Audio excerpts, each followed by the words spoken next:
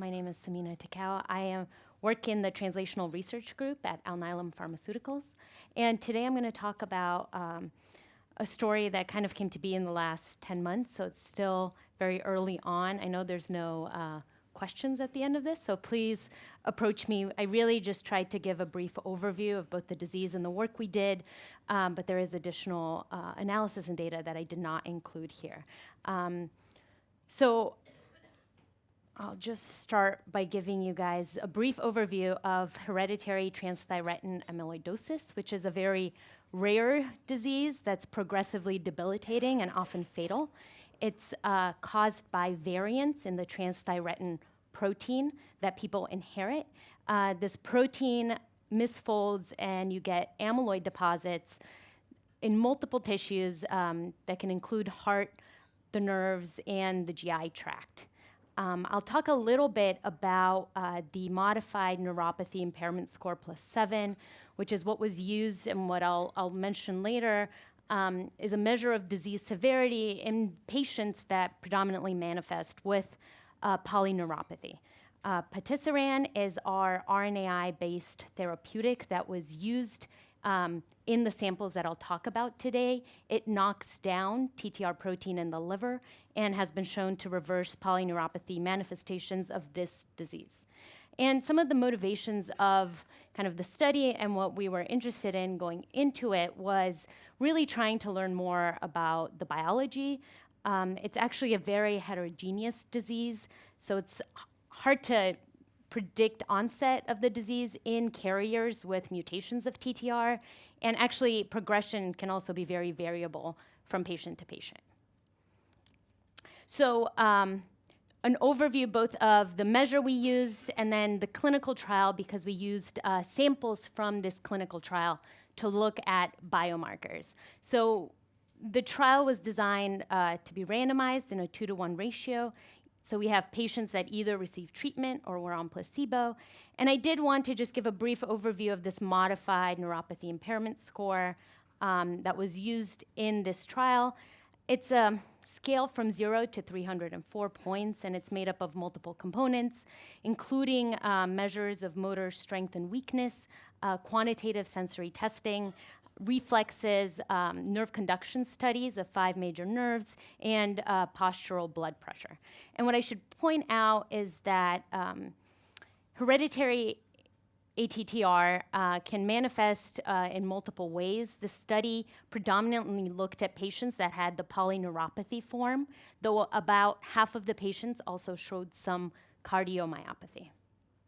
And on the right here, I'm just showing the primary endpoint of mNIS+7, and what you can see is that in the placebo trial, in the gray line, at 9 months, we see that patients progressed approximately 14 points on this mNIS+7, and then an additional 14 points at 18 months, whereas in the treatment group, we see actually lowering of the score and improvement in their neuropathy at 9 months, and really a more significant decrease in the score at 18 months.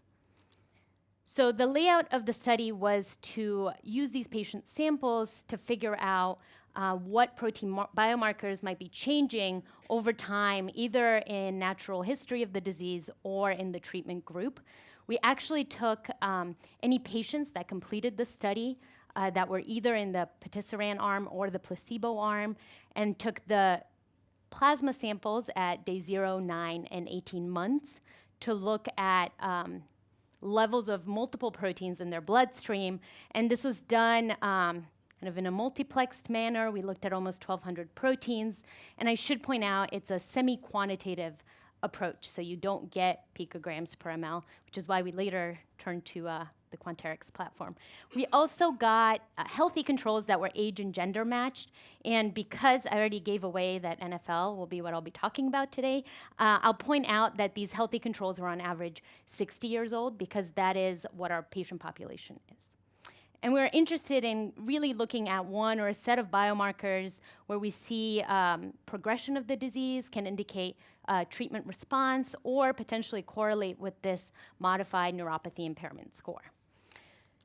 So here I'm just showing really an overview of our multi-omic analysis, we did a linear mixed model to look at which proteins changed the most in patients versus healthy controls. And what I'm showing here on the y-axis is the significance of the proteins that changed. So you can see that neurofilament light chain is, in this case, the most significantly changed protein.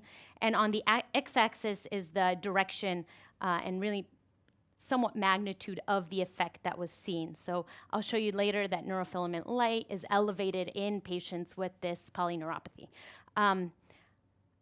Another kind of protein I just wanted to highlight here is NT-proBNP, which is actually a well-defined biomarker of these patients that also have the cardiomyopathy manifestation. So it was nice to see this come up because it has already been described. It was useful control. I don't show the remaining 64 proteins, but we are working on submitting the paper, and it's actually available open access on medRxiv. So we do report all of those proteins there. So I don't think I actually need to give you guys too much of a neurofilament light chain overview. There's such a rich literature that actually a lot of the speakers before me addressed in central nervous system diseases, especially diseases that we've heard about, MS, traumatic brain injury, Alzheimer's, and so on. I do want to point out that there is kind of a more limited data set of NFL elevations that have been described in peripheral neuropathies. And actually, the most well described of these are Charcot-Marie Tooth disease, which is a group of inherited peripheral neuropathies caused by genetic mutations in multiple genes, including neurofilament light chain itself. And then really more recently, there have been single reports in vasculitic neuropathy, Guillain-Barré syndrome, and CIDP, or chronic inflammatory demyelinating polyneuropathy.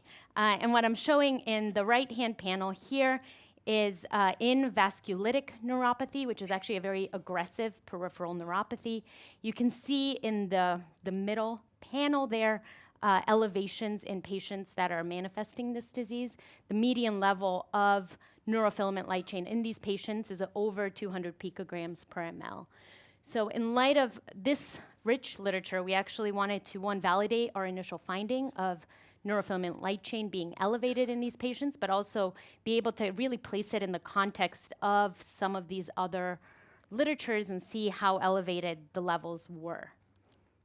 So here I'm showing our healthy controls, and because it's on a log2 scale, I always like to see the numbers. It's a little bit easier. These are means that are being reported here, and we see in our healthy controls an average of about 16 picograms per ml. In baseline samples, we see no difference between the placebo or patisiran group because this is prior to any treatment. But we do see that these patients, when they're enrolled in the study, have over 4-fold higher levels of neurofilament light chain in their bloodstream.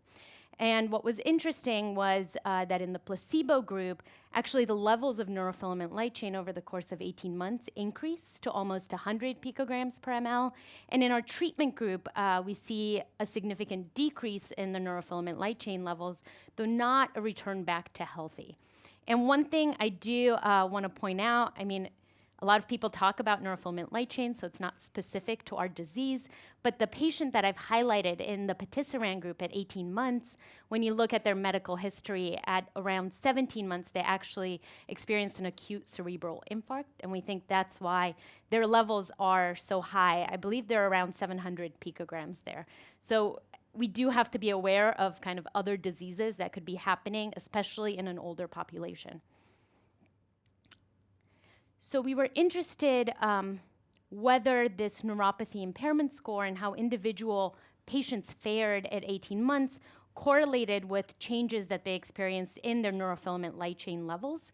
So what I've plotted here is each individual patient's change in this mNIS+7 measure on the y-axis against their change in neurofilament light chain on the x-axis. And we see a moderate correlation here that shows that lowering of neurofilament light chain at 18 months corresponds to improvement in their modified neuropathy score at 18 months.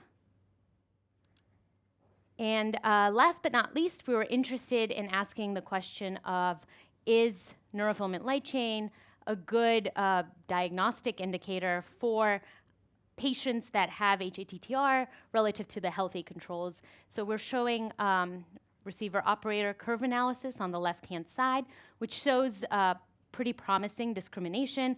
And I actually just like to look at the raw data, so I put that up on the right-hand side, both to highlight that this is not, it's a little, there's a distribution there, and especially in our healthy controls, we see a long kind of right-hand tail.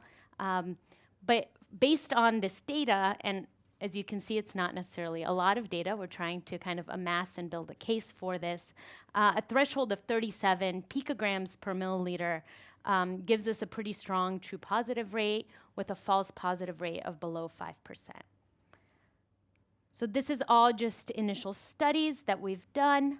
And I just wanted to kind of highlight our main conclusions, which is that these patients have elevated neurofilament light chain levels relative to healthy controls.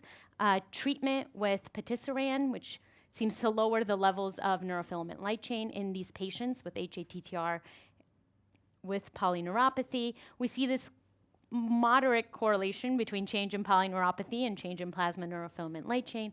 And we really think it's worth investigating neurofilament light chain further for this particular rare disease, especially in monitoring disease progression and treatment response, and potentially enabling earlier diagnosis in this disease.